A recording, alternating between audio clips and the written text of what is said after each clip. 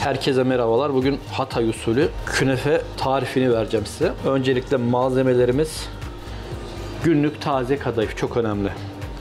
Hatay peyniri. Hatay peynirinin özelliği olgunlaşmış ama tuzsuz bir peynir. Bunu dil peyniriyle yapabilir misiniz? Evet, yapabilirsiniz. Çeçil peyniri tuzlu olur. Genelde Trabzon peyniri vardır. İmansız peynir de geçer. Onun tuzsunu bulabilirsiniz. Onun tuzsuz da yapabilirsiniz.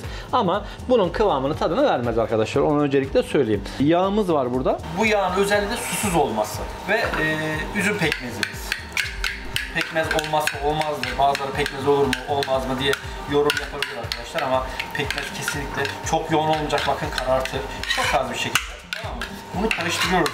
Yağı birlikte şöyle tayinle karıştırırsınız da bir kıvam alırsanız ya, aynı o şekilde karıştırıyoruz.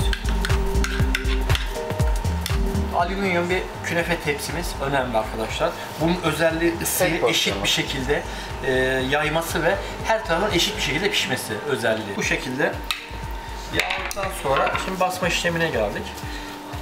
Taze, tel tel ayırdığımız kadayıfımızı şu şekilde, çok kalın olmayacak arkadaşlar. Bakın çok önemli. Çok ince bir şekilde şöyle yaptık. Bakın şu anda kabarmış olduğu için şöyle bastırıyoruz arkadaşlar. Evet, bu şekilde bastırdık.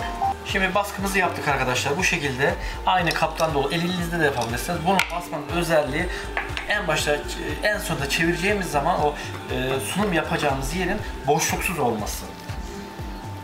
Şu şekilde peynirimizi güzelce döşüyoruz arkadaşlar.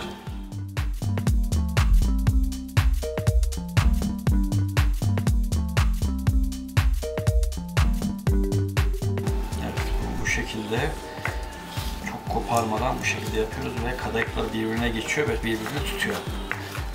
Evet, şu şekilde baskı uyguluyoruz, topluyoruz. Evet.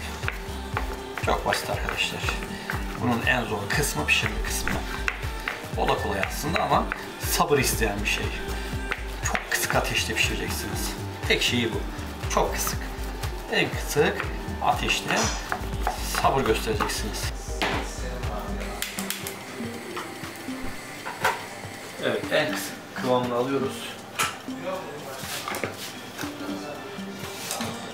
Evet, bir bıçak ve bir pense yardımıyla. Alüminyum olduğu için arkadaşlar ısı yalıtımı her tarafa yapar bu. Özelliği bu yani, olması gereken. O yüzden elinizi yakmayın.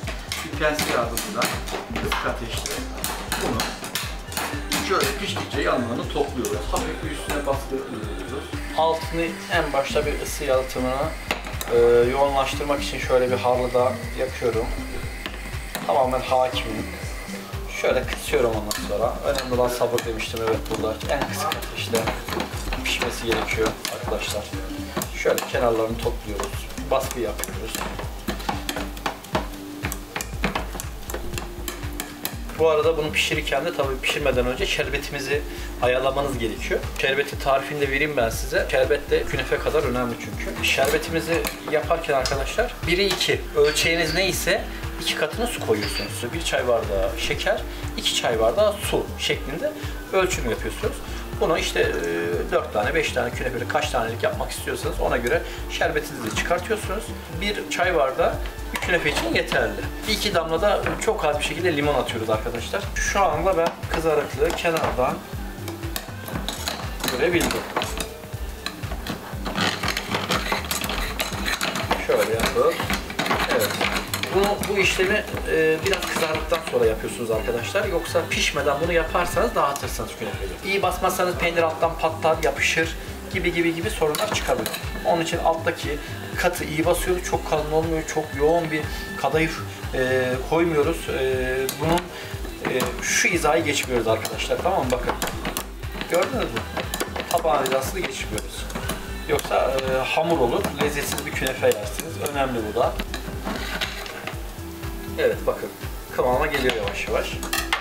Güzel kokular da geldi. Bence çevirelim. Evet.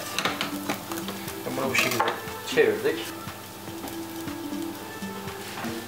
Bir tane yedek yine aynı bu boyda bir tabağınız varsa altına yağ sürebilirsiniz. Yoksa şöyle kenarlardan yağ altı eriyecek şekilde, kayacak şekilde Yağ alıyoruz.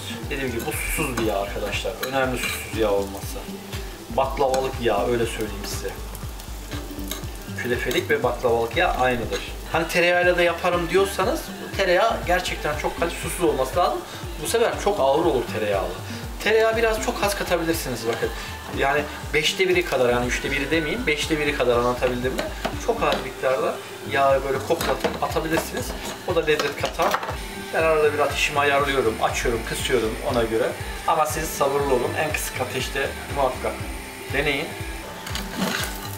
Evet. Burada yaklaşıyor. Bunun altını çok kızartmamıza, çok yakmamıza gerek yok arkadaşlar. Künefemiz olmaya çok yaklaştı. Evet. Şu anda künefemizin altı çok güzel oldu arkadaşlar. Şerbetimiz soğuk olacak, künefemiz sıcak olacak. Bu çok önemli. Şerbeti önceden yapıp soğutma işlemini yapmalısınız. Yoksa hamur olur. Çok önemli bir detay. Evet, bunu yaptıktan sonra arkadaşlar bunun dibindeki yağı muhakkak süzün. Evet, şöyle baskı yaparak fazla yağ süzün arkadaşlar bu şekilde. Ondan sonra şöyle bir cıvık sesi gelecek zaten. Bunu soğutmadan hemen dökmelisiniz arkadaşlar. Künefe sıcakken. Olay bu.